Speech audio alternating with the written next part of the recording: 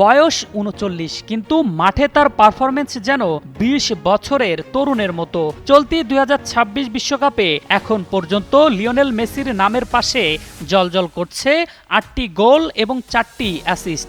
এই অবিশ্বাস্য পারফরমেন্সের ওপর ভর করে টুর্নামেন্টের সর্বোচ্চ গোলদাতার পুরস্কার গোল্ডেন বুট এবং সেরা খেলোয়াড়ের পুরস্কার গোল্ডেন বল দুটির রেসেই সবার চেয়ে অনেক এগিয়ে রয়েছেন এই এলএম10।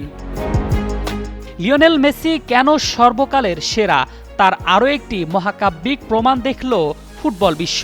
২০২৬ বিশ্বকাপ সেমিফাইনালের হাই ভোল্টেজ ম্যাচে ইংল্যান্ডের কাছে হারের মুখে দাঁড়িয়ে অবিশ্বাস্য এক কামব্যাকের গল্প লিখল আর্জেন্টিনা। আর এই রূপকথার জয়ের মূল কারিগর ৩৯ বছর বয়সী জাদুকর লিওনেল মেসি। পুরো ম্যাচে নিজের নামের প্রতি সুবিচার করে অতিমানবীয় পারফরমেন্সে আর্জেন্টিনাকে তুললেন স্বপ্নের ফাইনালে।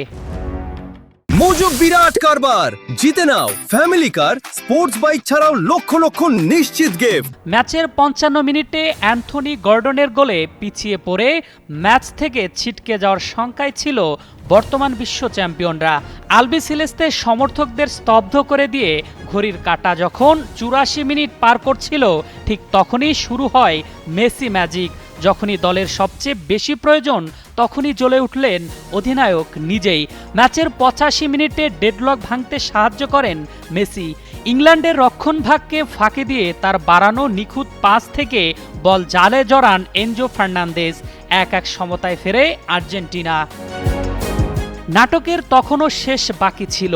অতিরিক্ত সময়ের দ্বিতীয় মিনিটে ম্যাচের ভাগ্য নির্ধারণ করে দেন মেসি।